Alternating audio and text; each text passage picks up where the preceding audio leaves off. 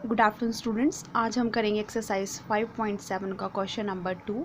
तो स्टार्ट करते हैं। क्वेश्चन नंबर 2 में दिए है आपको give reason of the following. ठीक है, आपको जितने भी यहाँ पे स्टेटमेंट दे रखी हैं आपने इनका रीज़न बताना है। ठीक है, कि क्या रीज़न है। फर्स्ट देखो, a square can be thought of as a special rectangle. First आपको स्टेटमेंट में बोला गया है क्या हम स्क्वेयर को स्पेशल रेक्टेंगल बोल सकते हैं। ठीक है, क्या स्क्वेयर जो वो आपका एक रेक्टेंगल हो सकता है। अब देखो बेटा, इसको समझने के लिए सबसे पहले आपको स्क्वायर और रेक्टेंगल में डिफरेंस पता होना चाहिए कि दोनों में डिफरेंस क्या है। ठीक है, आप सभी को पता है स्क्वायर की शेप इस तरह से होती है। आई थिंक मैंने ये एक्सप्लेन किया है पहले भी। और रेक्टेंगल आपका इस तरह से होता है ना। दोनों में डिफरेंस क्या है, इसकी सभी साइड्स हैं ये दोनों क्वाड्रिलेटरल। ठीक है, और वैसे भी हम क्वाड्रिलेटरल डिस्कस कर रहे हैं यहाँ पे। तो इसके सभी साइड्स क्या हैं, इक्वल हैं। ठीक है, अगर ये 2 सेंटीमीटर है तो ये भी 2 होगी, ये भी 2 होगी, ये भी 2 होगी। ठीक है, बट अगर हम इसमें देखें तो इसकी अपोजिट साइड्स, ये वाली साइड जो इसके इक्वल है और ये वाली साइड जो इसके इक्वल है। ठीक है, और साथ में देखिए तो इसका हर एंगल जो वो 90 डिग्री का होता है। सेम इसमें भी आपका सारा 90 डिग्री का होता है ना। तो अगर हम बोलें कि स्क्वायर क्या रेक्टेंगल हो सकती है तो ये ट्रू है। कैसे, देखो बेटा, अब स्क्वायर में अपोजिट साइड, इसमें अपोजिट साइड इक्वल हैं। ठीक है, इसमें भी अपोजिट साइड इक्वल है ना। वैसे तो सारी इक्वल हैं तो अपोजिट साइड भी इक्वल हुई, तो इस तरह से हम बोल सकते हैं कि ये रेक्टेंगल हो सकता है।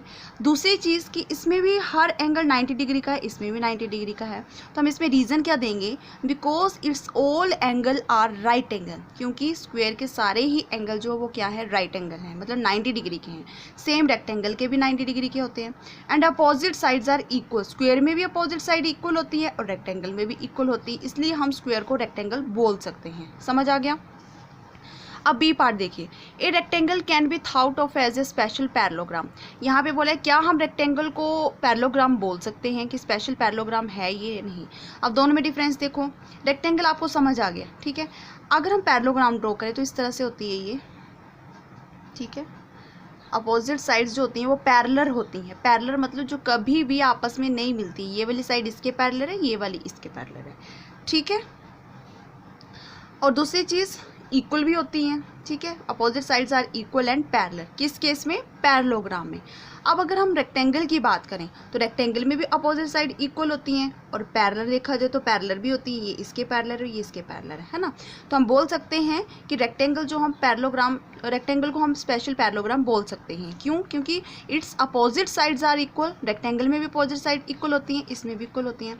और दूसरी चीज़ कि दोनों में क्या होती हैं, ये पैरेलल होती हैं। ठीक है, अब सी पार्ट देखो, a square can be thought of as a special rhombus. क्या हम स्क्वेयर को रोम्बस बोल सकते हैं। अब स्क्वेयर आपको पता है कि स्क्वेयर में क्या है कि सभी साइड इक्वल होती हैं और आपका 90 डिग्री का हर एंगल होता है। अब रोम्बस आपका इस तरह का होता है।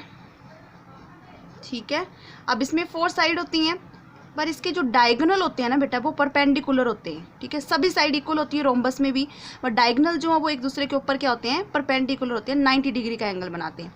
सिमिलरली अगर हम स्क्वायर की बात करें तो स्क्वायर में भी 90 डिग्री का एंगल बनाते हैं, है ना। इसमें भी 90 डिग्री का एंगल बना रहे हैं डायगोनल, इसमें भी 90 डिग्री का बना रहे हैं। दूसरी क्या चीज़ मैच कर रही है कि इसमें जो अब आपकी सभी साइड इक्वल होती है और इसमें भी सभी साइड इक्वल होती हैं। तो हम बोल सकते हैं कि जो स्क्वायर है वो स्पेशल रोम्बस हो सकता है। तो इसका रीज़न क्या देंगे, because it's 4 sides are equal in both cases. ठीक है, दोनों में जो है वो 4 साइड इक्वल होती हैं and diagonal are perpendicular to each other. ठीक, नेक्स्ट पार्ट है square rectangles parallelogram are all quadrilateral. यहाँ पे पूछा है क्या स्क्वेयर रेक्टेंगल पैरेललोग्राम ये सारे आपके क्वाड्रिलेटरल हैं।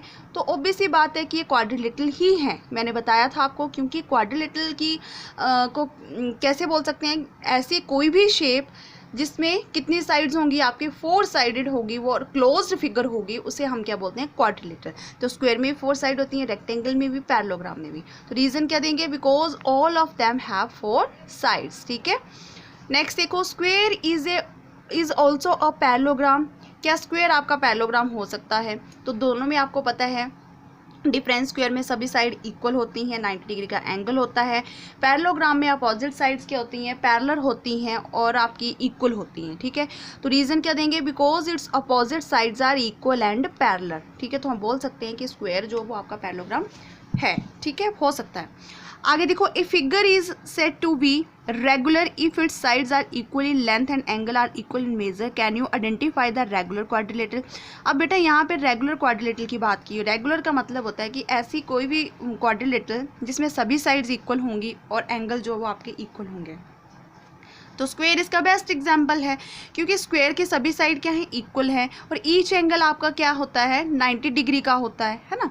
तो ये था, तो इसका आंसर हम लिख सकते हैं स्क्वायर, ठीक है।